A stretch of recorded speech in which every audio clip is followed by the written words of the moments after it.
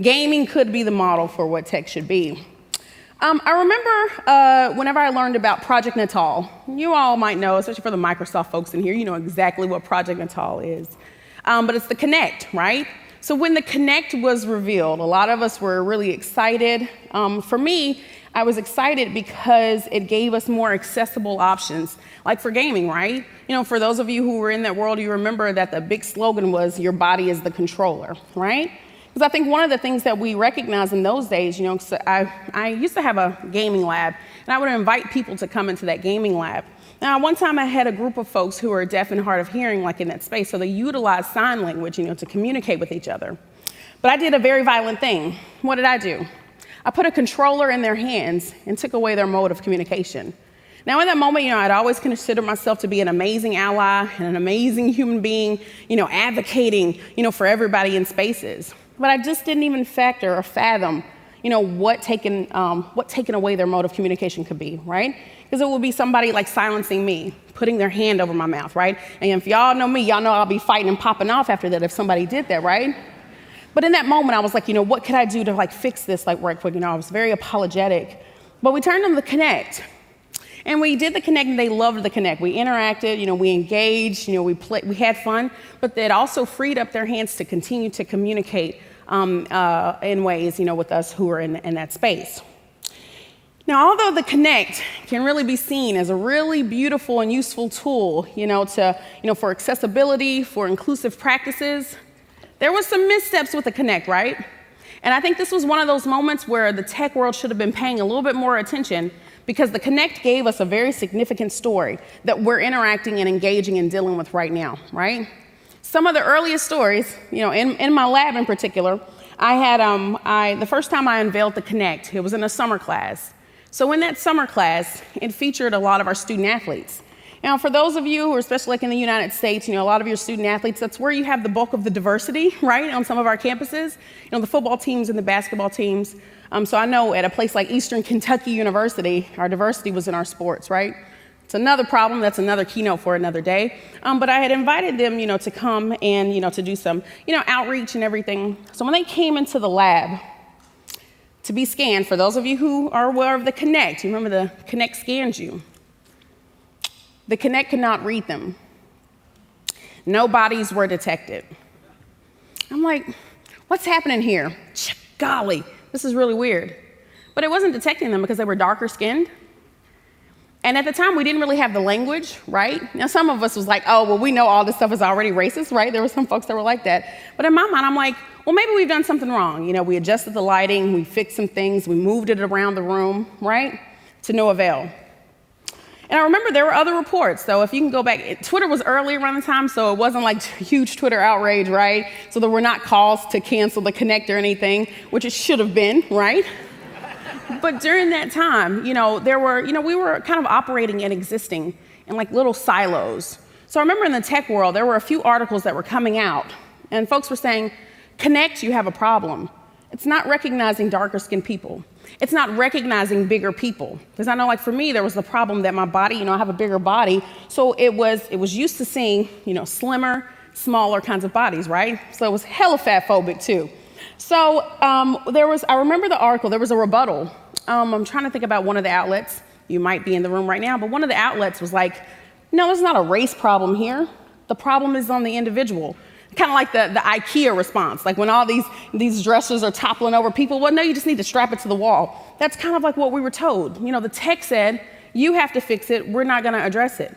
But could you imagine the world we might have if we were like, maybe the surveillance technology does have a race problem. Maybe we are not, you know, widening the test and the beta, the prototypes, you know, enough. Maybe we don't have a broad enough spectrum of folks who are testing those things out. If we had those conversations then in 2008, 2009, 2010, then maybe we wouldn't have some of the problems that we have right now, right? With racist AI, racist technology, problematic surveillance and technology, right? I think gaming was like the canary in the mines, right? It's like the canary in the mines where it's kind of foretelling some things that could come. Now, let me tell you another story. Let's go forward a few years, 2013, 2014.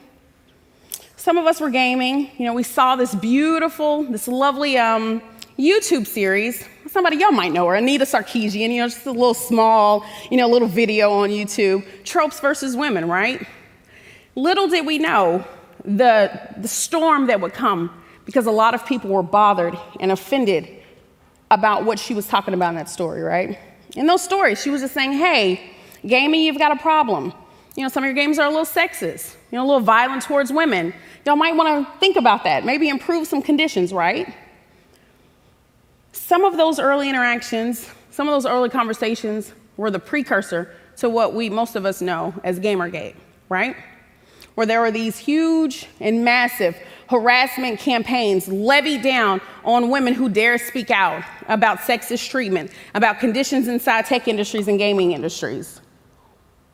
Now, why was that moment so significant for the tech world, right? Why was it so significant for all of us in the world, right? The tactics and strategies that were used by Gamergate were the precursor to the rise of the alt-right. It was the precursor to the rise of a lot of these problematic leaders that many of us have. Ours is somebody you might know named Trump, right? I'm just gonna go ahead and call his name, right? But the tactics and strategies that were in place were solidified during the Gamergate era, right? When folks were like, wait a minute, we could easily harass these folks on Twitter. It's only a few of us, so how do we make it seem like that so many people are aligned with our regressive values and our regressive ideals? We'll use bots. There are all kinds of cool technical things that we could do to make it seem like that a few of us are critical mass that's out to destroy and dismantle all of the progressive strides that were made, that were done by a lot of folks, a lot of women, people of color, our queer communities, our trans communities, trying to dismantle like those kinds of efforts, right? And it seemed like these folks were speaking the loudest, right? It seemed like it was a whole lot of them, to the point where a lot of us were chased offline, right? We left those spaces. We were ousted. And then we were like, tech, protect us. Tech, save us. Protect us from the doxing. Protect us from the harassment. What did some of those tech companies do? You're on your own. Some of you may not understand the world in which we operated back then, because a lot of you, you're probably young enough, trust and safety teams are so common to a lot of these platforms. But we had to fight.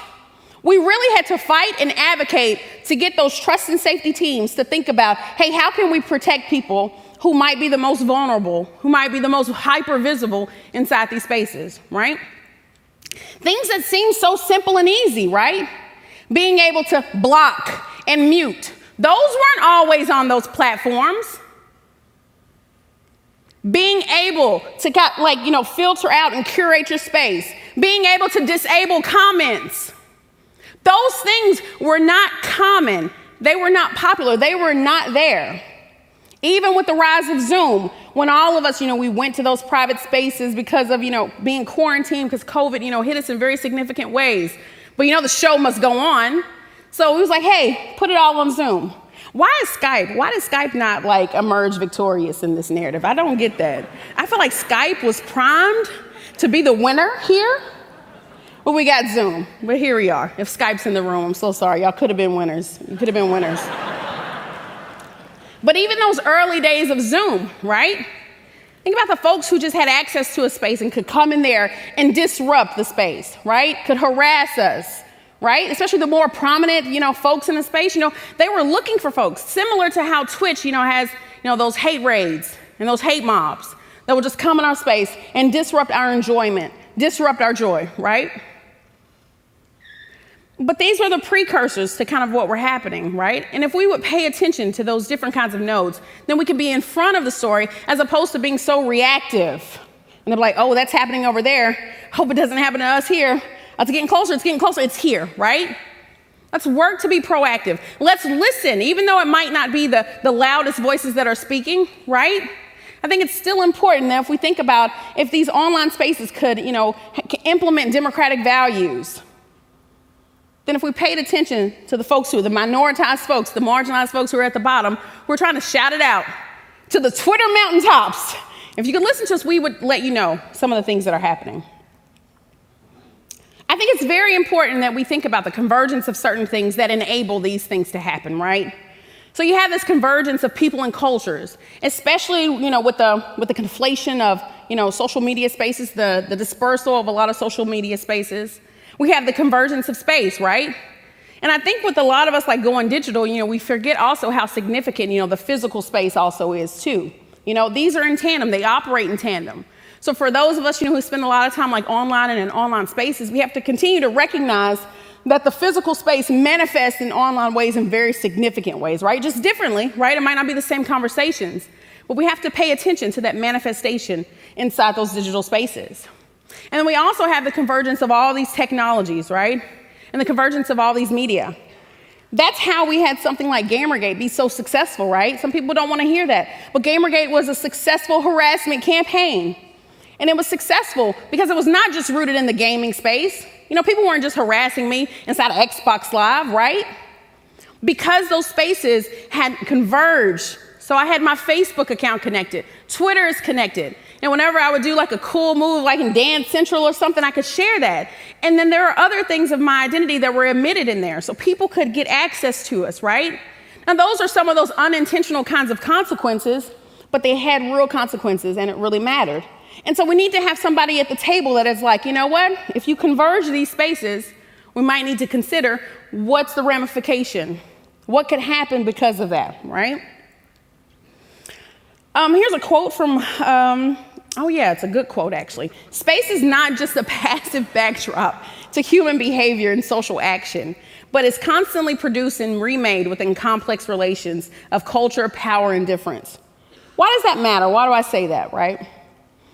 I've recently kind of shifted focus and shifted gears with my research because of something called, you may have heard of it, it's Pokemon Go. Now I'm going to flip some slides. I'm ready to talk about Pokemon Go if we can just go ahead and get there. This is good stuff. I love all this stuff, but I don't want to talk about it right now. I remember something scholars didn't do. We didn't spend enough time thinking about the early 2000s. You can tell my age. I'm not as old as SIGCHI. Shout outs to SIGCHI 40 though. Round of applause, right? I'm not even 40 yet. So, my tech, knowledge is very limited. But I remember this early, 2000s where it's there was so much technology that was coming out and changing and evolving so quickly, right? Think about social media spaces. There was a time we had social media, but we didn't call social media social media. The original MySpace, who had a MySpace page, right? Right? I know it's old. Black Planet, right? Mi Gente, Asian Avenue. These were some of these beautiful niche spaces. And then Facebook came along. Sorry, Meta, if you're in here. I'm just going to be a bit critical. That's okay. We love you, Meta. But there was a time, where we were told, all those spaces are cool, because we were able to do innovative things. We were able to code. It wasn't really coding, so I'm sorry for the programmers in the room. I copied and pasted something and put it in my space, and then I had glitter on my page. Somehow, magically, I had glitter on my MySpace page. But then Facebook came along and said, no, this is the future of social media, right? I remember those early pages were just plain and ugly. I'm I want to hear Alicia Keys in the background. I want to hear this music in the background, right? But, I think we kind of adopted, but I think there were some really beautiful spaces that we kind of just lost, because I think things were moving so fast. And so a lot of this would kind of be historiographies, that we did. We have to see what's even available. Links are broken and stuff. But I think we missed out on a whole lot. And I had a Zune. I was the one that was not cool. I had a Zune. And everybody's I have an iPod. What do you have? I'm I got a Zune. It's cool, though. It was really cool. It was hella cool. So what got me into this digital world, right? So I started graduate school in August of 2005, and something very significant happened, and I think it's something that we got to talk about, especially being in this space and being in this moment, right? So the New Orleans of before Katrina is totally different from the New Orleans today, right?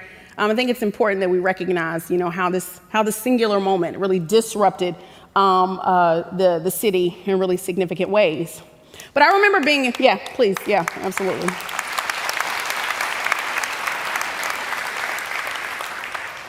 I remember starting graduate school in August of 2005. I started graduate school, was really excited, and then Katrina happened, and then these pages were just pouring out at us, right? Every day we were inundated with these messages. Now this is right before Twitter, right? So we couldn't go online and connect and say, oh my gosh, how do you feel? Oh my gosh, I'm so mad. Oh my gosh, how can we help? How can we share? How can we get resources to people, right? Things were a bit slower, right? We relied on the Red Cross then, a lot of these industries, so we didn't even realize that a lot of them were problematic or not redistributing, resources and money to people, right? We had no idea. But I remember a lot of us might remember that juxtaposition, the image of the black family that was looting and the white family that was searching for supplies. Now that media framing was huge for me, right? I remember this is early in graduate school. I didn't know a lot about the world, but I was like, there's something powerful here, right? They're really framing, those black folks in really significant ways. And I started, spending a lot more time online, in those online spaces. And I started spending time in the comment section in the news media that was new, that wasn't really popular, but it was a new thing. And I came across a story, there was a narrative of this black grandmother. She was asking for help, looking for where her grandkids were. Because if you can recall, people were displaced all over the country, right? And then there was no organization, so a lot of times a family was split up. You had some folks in Houston, you had some folks in Nashville, people were all over the place. And a lot of folks were utilizing what we would consider maybe social media at the time. We're using Black Planet and MySpace to try to find people and find one another. So we might call this a network analysis now, right? We didn't have the language, but I was they're using these spaces in really cool ways. And it was what we would consider, what we call now digital studies, right? Black digital studies, Black digital practice, right? And that kind of started me. Yeah, shout out to Black digital studies, absolutely. Ruha Benjamin, who gave the keynote last year, paved the way for this field. Andre Brock, Safia Noble, yeah, shout out to all those amazing scholars who you should all be citing, need to be reading, citing, and incorporating into your work. Look up the Gray Test, shout that out, absolutely. But I think also another significant moment, happened whenever 2007. 2007, this is where I started. So I was in the master's program in 2005. Started my PhD in 2007. This game came out. This game changed my life, right? It's the Black college football experience. Now, this might not be significant to some of you. You probably have never heard of it, right? But this game featured our HBCUs. Now, HBCUs are historically Black colleges and universities in the United States. And that's significant, right? Because for a long time, I couldn't go to the state school, right? For a long time, I couldn't just go to LSU. I couldn't just go to University of Kentucky, right? I had to go to Spelman. I had to go to Kentucky State, Tennessee State, And so this game was very significant because it was the first time that I saw an engagement of our HBCUs and Black excellence and Black culture in this way, right? But when I started reading, I'm about to crack on games journalists here, if any of you journalists are in the space, I was reading the reviews. I read what you said. You said this game was ugly. You said this game didn't look as good as Madden. You said this game didn't look as good as NCAA football, right? And I had argued in that moment. I was like, they don't have the capacity to understand a dope game like this. They didn't have the range to even understand the significance of something like this. I remember reading some of the reviews. So they said they played the first half, skipped halftime, and went to the second half. I know you don't know nothing about an HBCU because we don't go to these sporting events for football. We're going for the band, right? We're going for the band. The band is the highlight of this game. There was no mention in those articles, in those reviews about that, right? So this kind of prompted my excitement and my energy around what is this game studies thing, right? I had no idea I could do something related to games, but I was like, I think it's important. I think I have a story that I could tell here. I think I can add to the literature in pretty significant ways. Check this game out. It's still out there. I think it's backwards compatible on the Xbox now still.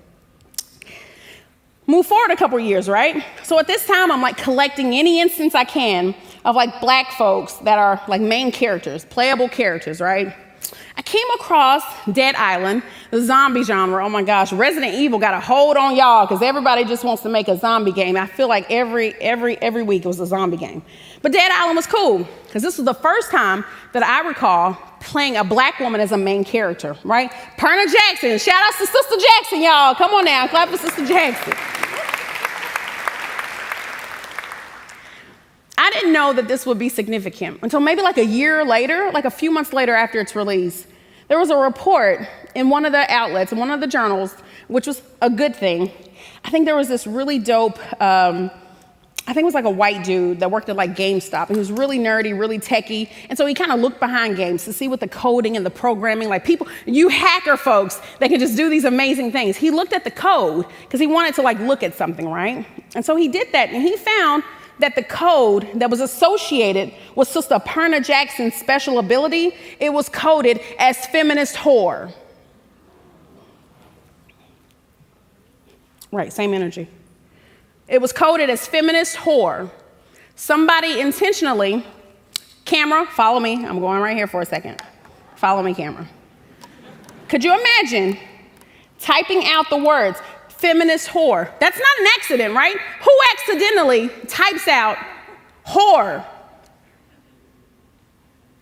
So I had to think about, what's the purpose of that? What's the energy behind that, right? Now, it's before we had all these reports of how sexist the industry was, right? Of how anti-black it is, of how not welcoming these spaces are, right? So I didn't really have the cultural context to really make sense of it at the time. But I knew it was significant. I knew it was important. Because the story that came after that was like, oh, bad apple. We'll punish him. But it doesn't reflect our values, right? It's not how we feel. We would learn that that was just not accurate, right? Another game that somebody sent to me. I know I'm going to get to Pokemon Go. I'm probably going to run out of time before I get there. Oh my gosh, I just started. Somebody stop me. This is another game that somebody sent to me, and they said, Kishana, this is an amazing game. You're looking for black characters and black content. This is going to be a game you're going to love. Lee Everett, Telltale Walking Dead, right? Zombie genre. Here we go again. Zombies. It's always zombies. So I was like, okay, I'll play it. So I turned it on, started playing it. The opening scene, it shows this black man in the back of a police cruiser. I paused the game immediately. I called my friend. Why would you think, excuse me, I'm so sorry, tech folks. Why would you think I would want to play a game that featured a black man under criminal justice surveillance in the back of a police cruiser? Why would you think I want to play something like this? You know me. You know me. And he was like, Kishana, what? What are you even talking about? I don't even know what you're talking about. I was like, there's a black man in the back of a police cruiser. And he was like, oh, just ignore that part. Just ignore that part. That has nothing to do with the game. That has nothing to do with the game. Like, somebody spent a lot of hours coding this moment, coding this interaction, giving us this. It's a beautiful shot, right? If you think about, it was released like in 2012, I think.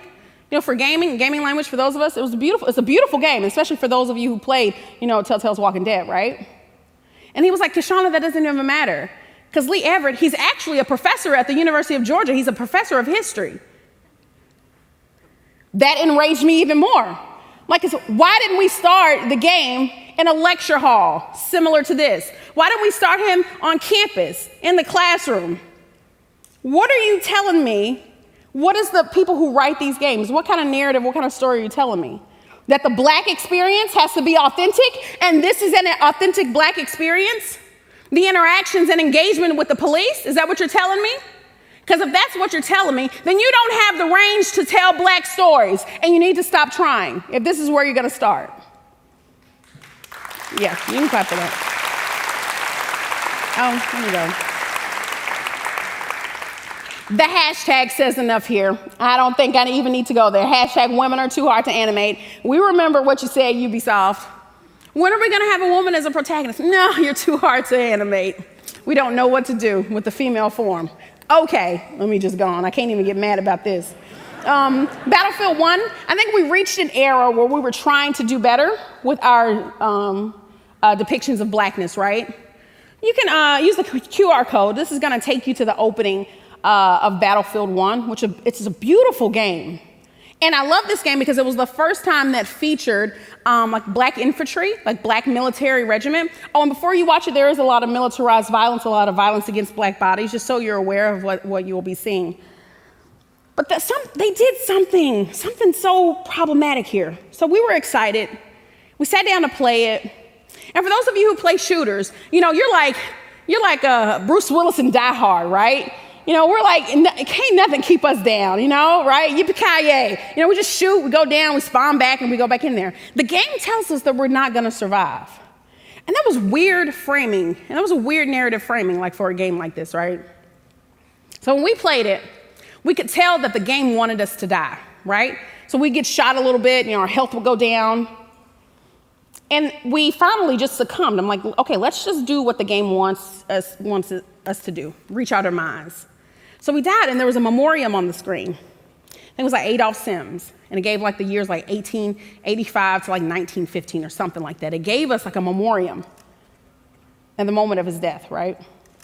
And I was like, oh, that's cute. Oh, that's so sweet. Look at them honoring, our Harlem Hellfighters in this way. These dope Black and Puerto Rican men, out of New York area that made up the bulk of, the Harlem Hellfighters. This is really awesome. So we spawned back, the camera did like a really cool shifting. I'm like, oh, okay, we're coming back. And we had questions. We were like, is this the same person? Are we still Brother Adolf, or are we somebody else? So the game did the same thing. We're reaching our demise. It's killing us again. I think it said Willie Jefferson here, So this continued for several lives. We kept dying, right? The game was killing us. The game was intentionally killing us, right? Now this was released, we played this around 2016. Now if you can recall, and again, forgive that this is very US based and US centric, right? But we got a lot of things we got to talk about here.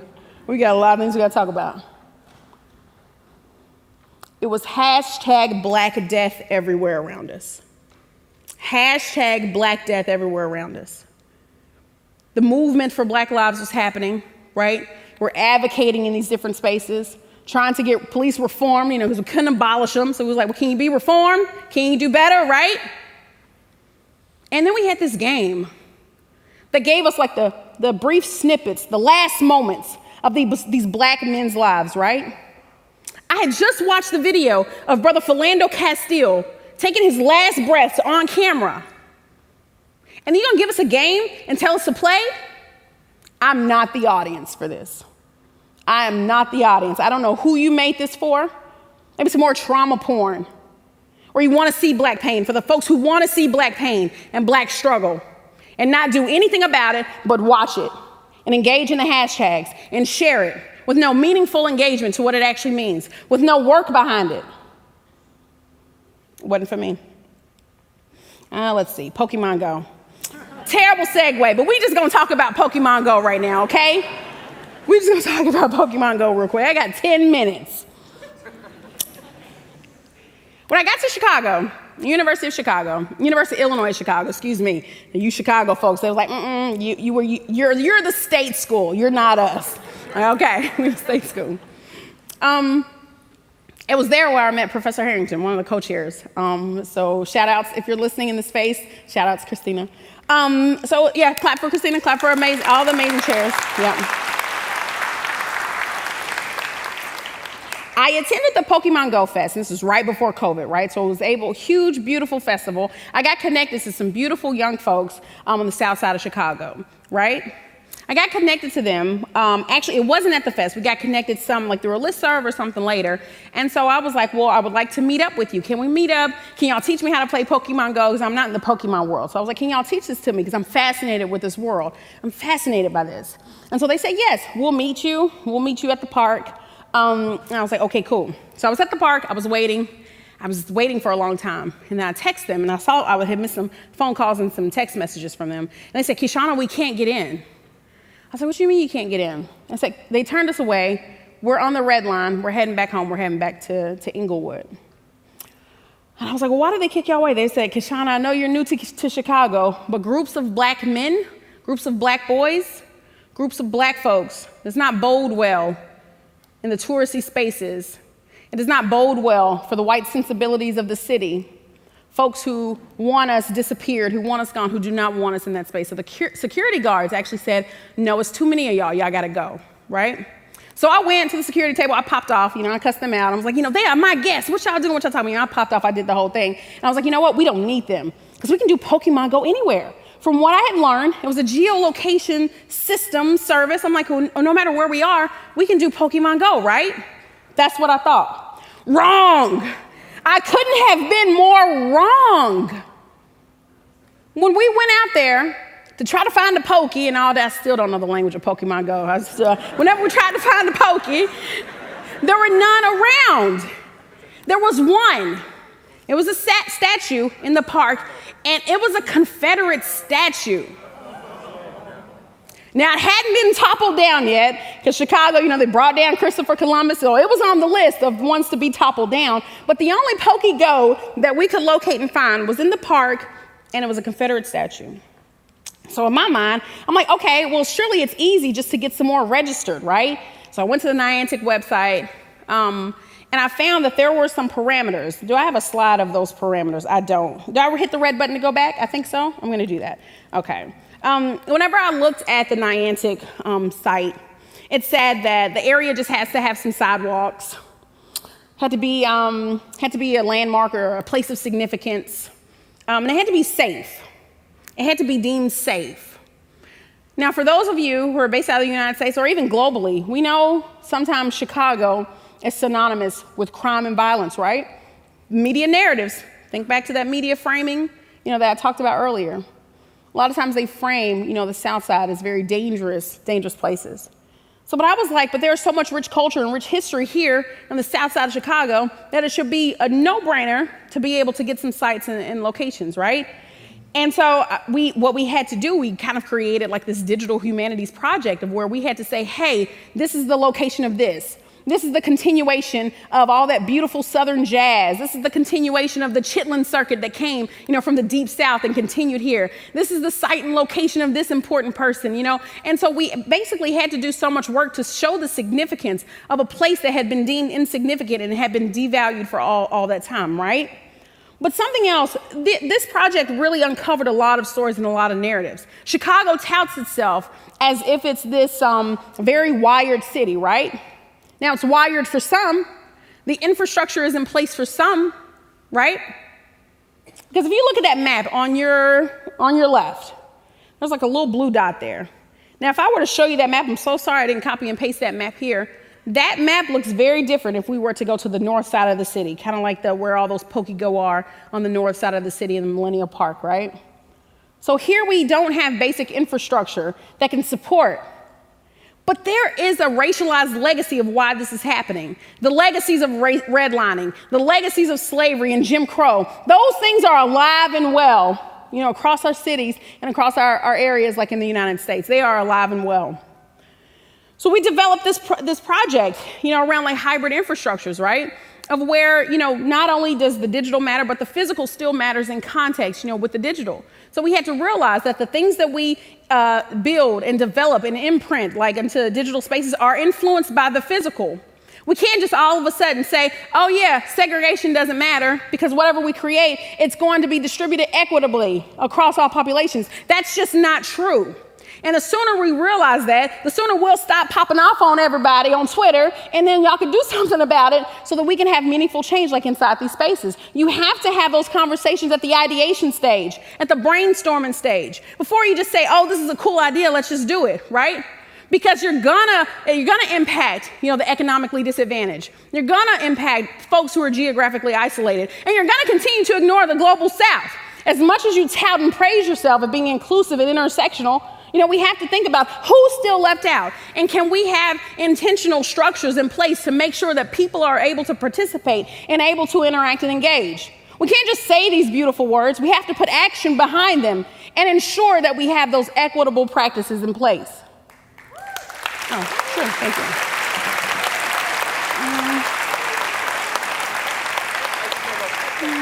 I'm going to talk about that. So a few things that we found. Okay, I'll go back to research mode. What did we find? Our research uncovered very significant things. We found through this project, we recognize that there was an over-reliance on mobile technologies, right? That's the duh moment, right? Because so many of these folks, they didn't have internet at home, right?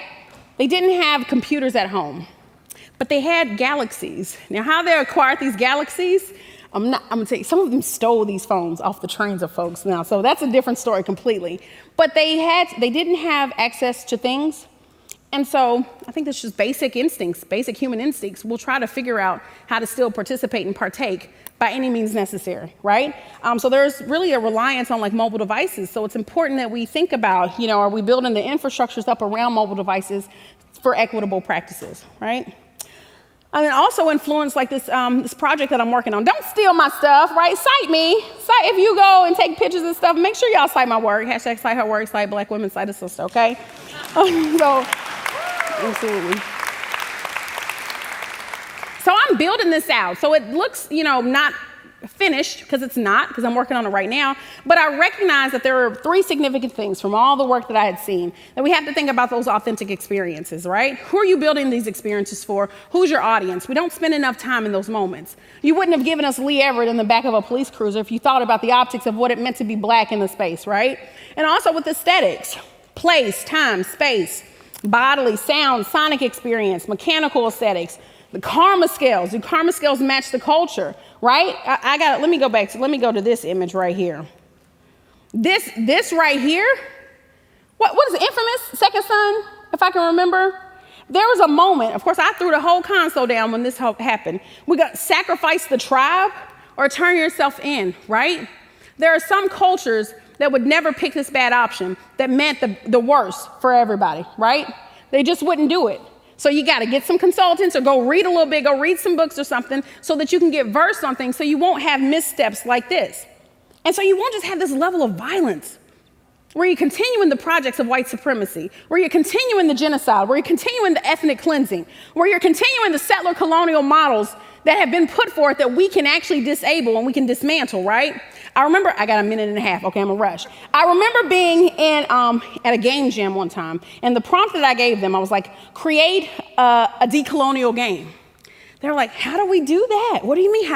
They were really shocked and floored. They didn't know how to do it because they had been inundated with the colonization narrative of taking over spaces, of going and stealing and taking cultures, like just land grabs. They had been inundated with that narrative that they didn't know how to do the opposite. So I think we got to start there. We can imagine the worlds to be different. We can create these different worlds, and then we can be the model for what the world could look like, right? Give me Wakanda. Who's gonna make the Wakanda game, right? Somebody in here is gonna do it. Okay, 50 seconds, let's see. Let me see. Veil is a beautiful game. So this is like for folks this is all hearing audio game. Do the QR code on that one, it's really beautiful. It was made by a team of like blind and low vision folks. It's a beautiful experience, and I think it's important to experience the world in some of these ways, right, for advocates for different populations.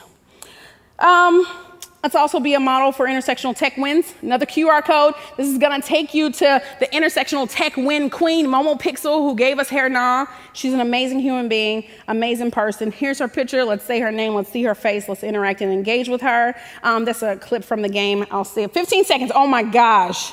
I'm gonna be gaming after lunch. I'm gonna have a brunch in with folks, but I'll probably be up here. You'll see me with the console. Feel free to come by. Feel free to interact and engage with me, and feel free to talk with me. I'm very friendly, so feel free to come and game and chat and talk. I appreciate y'all so much. Thank you.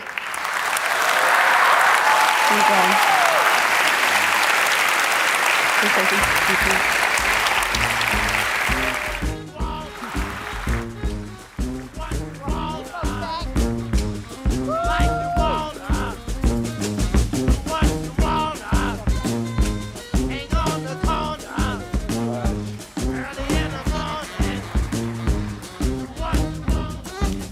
All right.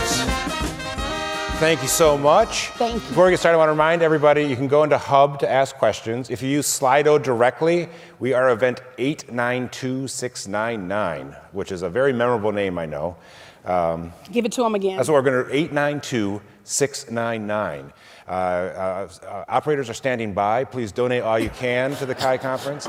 Not that you have. I got water in my mouth. Don't make me laugh. All right. Simone, do you want to ask the first one? Sure.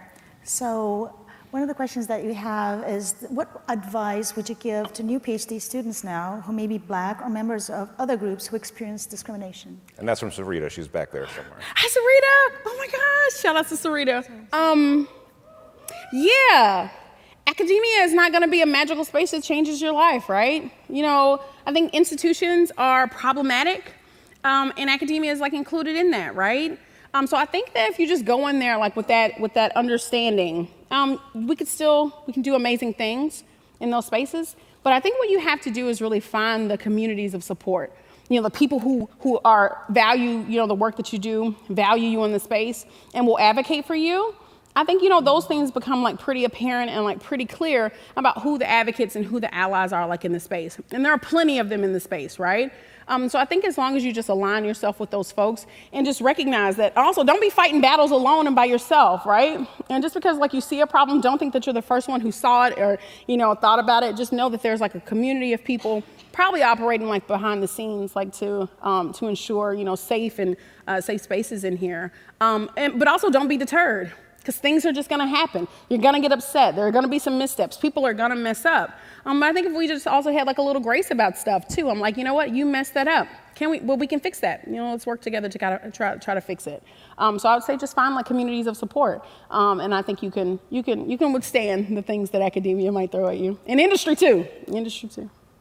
Yep. Now, you addressed some of this in your talk, but a question from Jimmy Lin is, are there creators of games that are doing the right things? Perhaps independent developers as opposed to huge game studios, or do independent developers have their own issues? The indie scene's not that great all the time, right? I think there are some issues. There are some really flashes of brilliance, especially around like creativity. I think some of those indie scenes, you know, have the space to do more creative things, you know, because a lot of the AAA industries, you know, of course we know a lot of them, they're about the bottom line. You know, they want to make money, you know, I get that.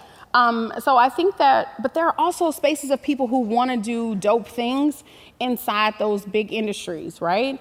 Again, it's just finding the right people, finding the people who, you know, you can like sell an idea or sell a story to.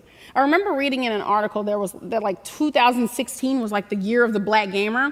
So we had, you know, like Watch Dogs 2 had a black protagonist, you know, Marcus Holloway, he was like a hacker in the Bay Area. That was a cool story and a cool narrative, right? I'm sure there were some folks that were uncomfortable to say, I don't know if this is going to sell, right? Because that's the thing. You have to show them the metrics, show them the numbers, show them that, you know, if you go woke, you won't go broke. Y'all remember that trash line? Like if you go woke, you go broke. But that just wasn't true, right? And you can tell because of the corporate, you can follow corporate industries too. Like, so if Nike is gonna have like a line that says Black Lives Matter, then you can't too, but which is what we had. But we have to make sure that these gestures are not just empty and meaningless, right? We have to make sure that if they're putting money towards, you know, products and creators and designers and things like that, that they actually make sure that they put money into the communities as well. Which is why, you know, Niantic, you know, I was a bit critical here of like Niantic, but Niantic has really done good things to try to like fix those missteps. And so they actually like donated money, like, you know, for the camp, you know, and so a lot of the things that we're doing, you know, to like improve the conditions and get money directly, you know, to like some of our marginalized and minoritized like communities. So we just got to keep these folks honest and, you know, stay on their necks, you know, like I say, you know, like to say, hey, you all made a lot of money off the backs of Brother George Floyd last year. You know, you issued that pretty statement, you know, you talked about stop Asian hate, you talked about Black Lives Matter. So what are you doing, you know, to match that and to back that up? I think we can keep them accountable. You see this with pride statements too, right? All the time, right? Right, absolutely. The pink washing, where they'll just take over, you know, these queer narratives and things. Like, let's just not let them do that and make money off of our backs. You know, let's keep them accountable to us. Yep, we can do that. Great, thank you. Thank you, Shana. So a question from Nazanin Andalibi. Along the lines of gaming helping us foresee harms, what do you observe now that tell us about your future? How do we intervene in those possible harmful futures? Oh, I love the scholarship, you know, that kind of engages like, you know, Afro futures, Asian futures, where we can see that there's like a different origin point and a different projection, right?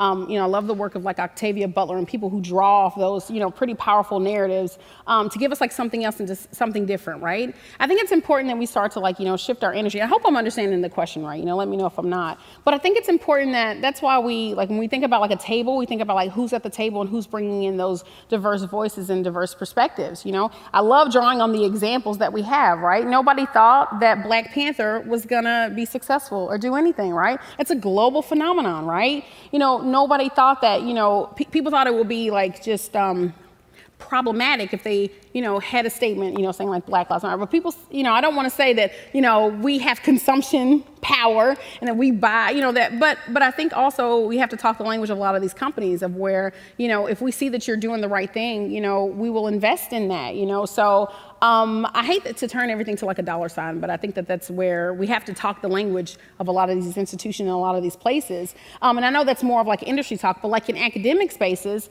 think about how much of our work is like so niched, it's not mainstream. It's hard for a lot of us to even get like publications in a lot of these top tier journals, right? You have to make sure that we have like advocates like with our chair or with our other colleagues to say, hey, this is why I published this piece like in the Journal of Lesbian Studies and not in, this top tier Journal of Communication. I'm like, they don't actually want this work. So it sounds like you probably need to go talk to your colleagues to make them more amenable and flexible to the work that I do, because the conversation is not with me, it's with the structure, it's with the system. So I think, we just gotta, have like real conversations around this stuff. That probably wasn't their question at all, but that's just where my heart and my spirit led me to say. Well, let me follow up with you a little bit about that too, because I've heard you speak about Afrofuturism in the past, and lots of other scholars like Andre Brock and folks like that have talked about that. When you talk about like the surprise success of the Wakanda movie and Black Panther and all that stuff, have you seen a movement since then? Is there a shift, like especially in terms of like commercial viability and knowing that people are hungry for these kinds of stories? I don't know. I feel like there's been like a bit of a regression, right? I think, because we've all been waiting for like, the next Spider-Man, Miles Morales. We've all been waiting for Black Panther 2. We've all been waiting for these things and we're wondering like where they are, right? Just even on the success of like Crazy Rich Asians and Squid Games and stuff. Like we know that all Asian casts can work because they're amazing and powerful. Black casts can work. All Latinx casts can work. But stop canceling our stuff, Netflix. Like we ain't gonna be we ain't gonna subscribe no more. Sorry, Netflix, if y'all are here. But I think that people realize that like, we're gonna hold you accountable. And if you're not telling stories that we want to interact with and engage with, because these are global stories, these are diverse stories. We can interact and engage with a cast that's, all Latinx, that's telling a powerful story about family and community and love and struggle, right? We can connect with those. And I think we just have to continue to support those kinds of efforts to show that, we'll show up, for our diverse creators. Yeah, absolutely. Thank you. So Ayman has a question, which is many times AI detection errors are cited as for being a lack of diversity in test engineers themselves. What are some other things to address with this issue? Oh, goodness. I think that one of the things that we have to address is that there's some intentionality, right? So I know I'm in the academic lineage of folks like, Andre Brock, Ruha Benjamin, Sophia Noble, of where we talk about just the inherent whiteness of like tech, right? And we can't ignore that there's something that's just embedded into the fabric of a lot of things, right? And that, so if you think about like a fabric, when we're trying to like rip a fabric or rip it open, you got to put some work in, you got to cut it, you got to rip, So I think that the same work has to be done, right? We can't just allow, the existing practices to just be like, oh, well, we can't do anything about it, right? We have to say, well, you did it that way. Maybe we need a new table. Maybe we need like new folks in the space. And that's not to, oust anybody out. I think that's the problem too. Also, there are a lot of like anxieties, white masculine anxieties take over a lot. They're like, this has been our space. It's by us, it's for us. You're not gonna kick us out. But it's the myth of scarcity that kind of takes over, where you think that there's like only one table. But capitalism actually has veiled our eyes. It's multiple tables. There are multiple resources. There are a lot of things there where we can actually share, and we don't have to be divisive, If you just recognize that we're not trying to kick you out. We want you to be better for yourselves. We want you to make good products. We don't want to trash you. We don't want to cancel you. We want you to be better because you are in those positions of power. You are in those spaces. And you're not giving those up, quickly. When we look at who are the top executives, like in a lot of these companies, we look at the top executives, it's still primarily white, still primarily like East Asian male, right? And so we're like, can you open up spaces for a lot of us here? We're in the spaces, not that many of us, but can we be a part of those conversations too, right? And I think that if you just recognize that, we realize that, hey, we just want you to be better.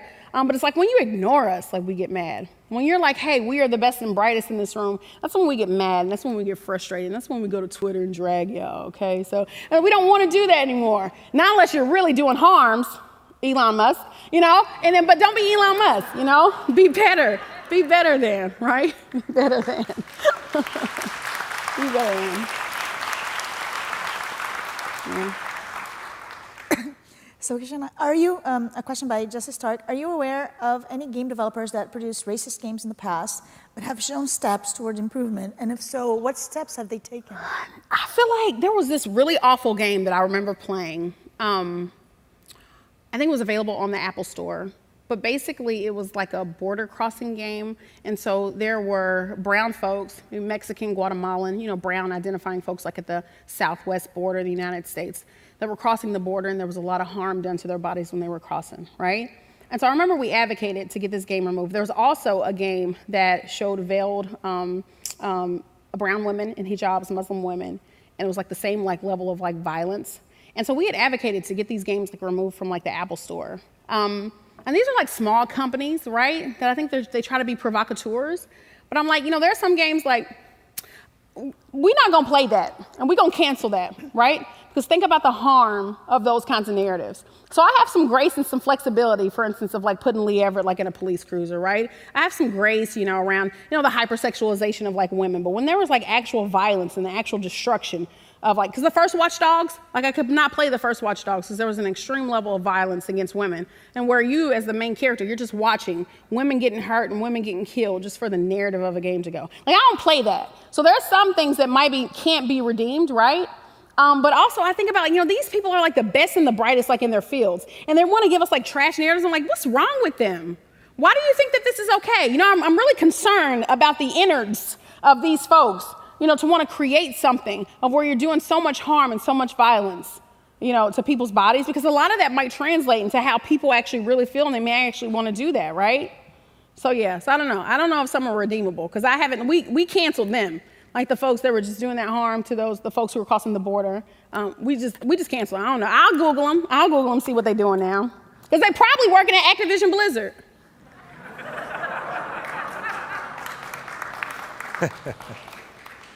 All right, we have, Y'all gonna cancel me, ain't you?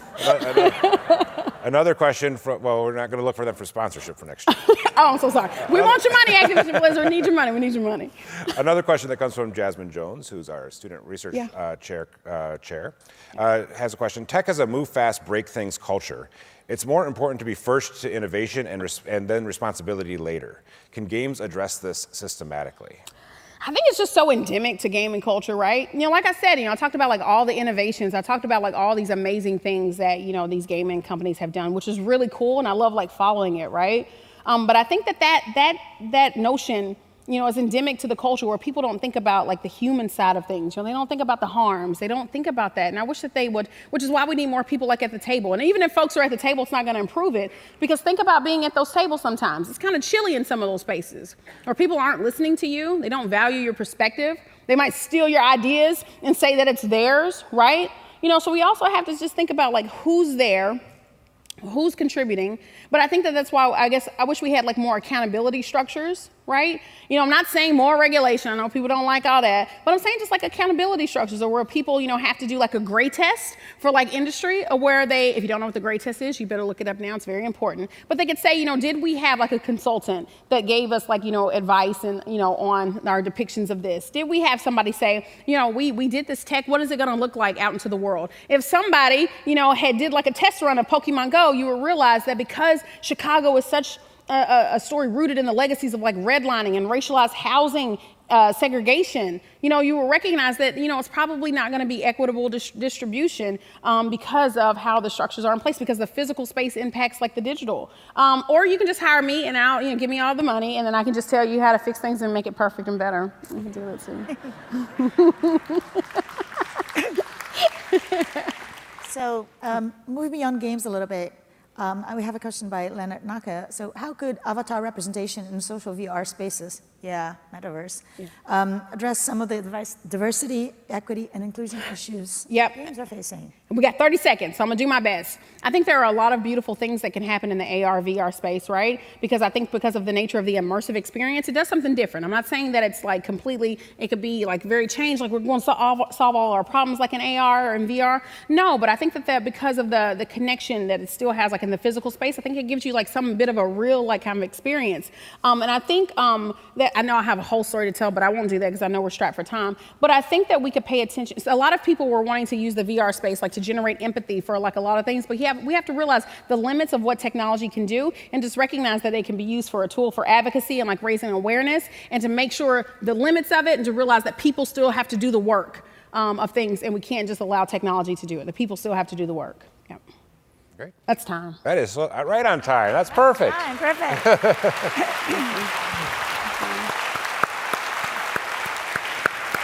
Thank you. I appreciate you so much. Thank you. Well, thank you. Let's all thank Dr. Kashana Gray once more time for some great remarks and really wonderful keynote to start us off. Thank you. Oh, yeah. Thank you all so much. You're amazing, Chris. I love you so much. Oh, thank you for inviting me. Thank you for coming. I love you appreciate so it. much. Thank you for inviting me. I appreciate you so much, sis. Thank you. Thank you. Just need to tell them about food. Now you can play games with Dr. Gray in room 397, which is the top floor. Also, we hear all the people online. Sorry for the tech issues as we get started up. Everything will sort out over time. Following this, there is a reception in I-2, which is downstairs in the exhibit hall. So, not a reception, a coffee break. So we'll see everybody at the next sessions. If the issues we had this morning were the last tech issues we get, I'll be very surprised. So be patient with each other, be kind, and have a really wonderful science and activism-filled week. All right? Thank you, everybody.